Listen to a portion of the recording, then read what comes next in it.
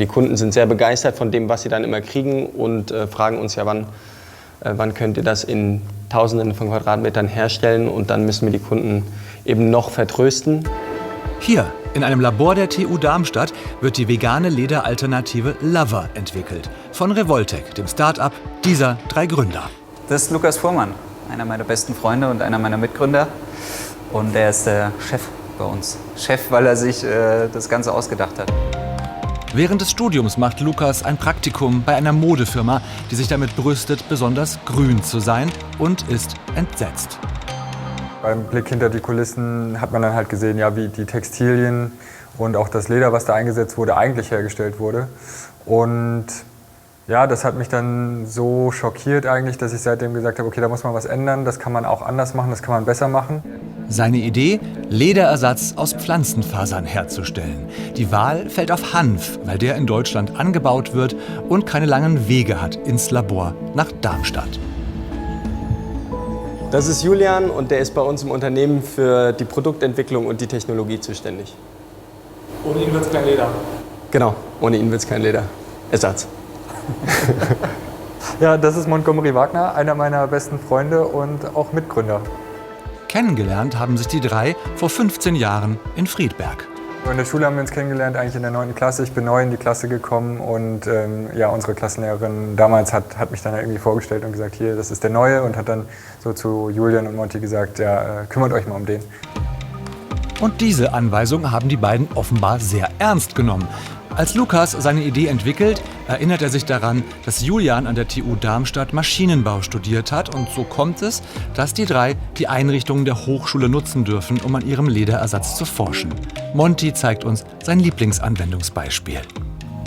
Mein persönlicher Cardholder aus Lover, der schon jetzt seit über einem Jahr in Benutzung ist, der wurde auch schon mitgewaschen, hat alle möglichen Unwetter schon miterlebt und hat die ganze Zeit ziemlich gut überstanden. Wir wollen wissen, was ist an Leder und all den Textilien, die wir heute kennen, eigentlich so schädlich? Wir haben Lukas einen Rucksack voller Klamotten mitgebracht.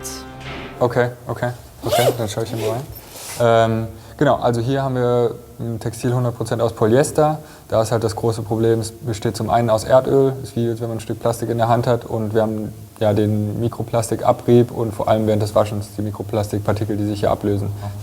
Dann hier haben wir reine Baumwolle. Da ist eigentlich das größte Problem, dass der Baumwollanbau extrem wasserintensiv ist und damit dann halt ja, Gebiete, in denen Baumwolle angebaut wird, immer stärker zu Wüsten eigentlich werden. Genau. Und jetzt hier haben wir nochmal einen Materialmix, und das macht es eigentlich unmöglich, das dann am Ende zu recyceln. Also hier werden dann natürliche mit synthetischen Fasern gemischt. Zu guter Letzt hier der Lederrucksack. Ja, man muss sich ja vorstellen, das ist hier die Haut von dem Lebewesen, was man gerade anfasst. Um aus einer toten Kuhhaut jetzt dieses Material zu machen, braucht es halt einfach unglaublich CO2-intensive Prozesse, chemieintensive Prozesse, oft auch in Ländern mit sehr schwacher Regulatorik, was das angeht. Gerade deswegen ist die Industrie halt da auch hingewandert. Und deshalb wandern die beiden lieber ins Labor zu Julian. Der ist dort mit seinen Prototypen aus Hanffasern schon ziemlich nah dran am endgültigen Produkt. Die runden, kleineren Samples, die man hier sieht, das ist eben genau das Material, wie wir es eben hier herstellen können. Da können wir im Weichheitsgrad sehr gut variieren, wir können bei den Farben sehr gut variieren. In der Dicke, hier haben wir einmal gebleichte Samples, sowas wäre natürlich toll als beispielsweise Schuhobermaterial. Was unter Laborbedingungen klappt, hakt noch im großen Maßstab. Was man hier sieht, ist das, was wir jetzt zum ersten Mal industriell produziert haben. Und das kommt, ja, was jetzt die Weichheit angeht und so weiter, noch nicht ganz an das heran, was wir im Labor herstellen können, weil eben mit jedem Skalierungsversuch neue Herausforderungen kommen. Aber ja, wir wissen, woran es liegt. Es braucht einfach nur Zeit. Und ein bisschen Geld. Insgesamt haben wir einen Kapitalbedarf von 1 Million Euro. Die Suche nach Investoren kostet viel Zeit und Energie, aber die 3 sind zuversichtlich und haben einen klaren Plan.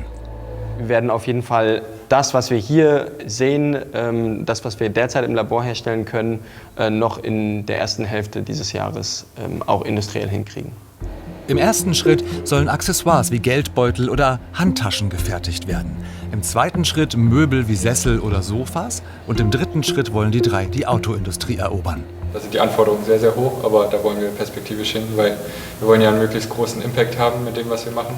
Und je mehr Anwendungen wir können, desto besser ist es für unseren Planeten. Welches Automobil wird das erste? Also wir reden mit vielen verschiedenen Automobilherstellern, aber wir können die jetzt natürlich nicht hier explizit vor der Kamera benennen. Aber sich über das große Interesse freuen schon, oder? Ja. Es wird noch einen Moment dauern, aber so wie es aussieht, sind die 3 Lovermen von Revoltech auf einem sehr guten Weg.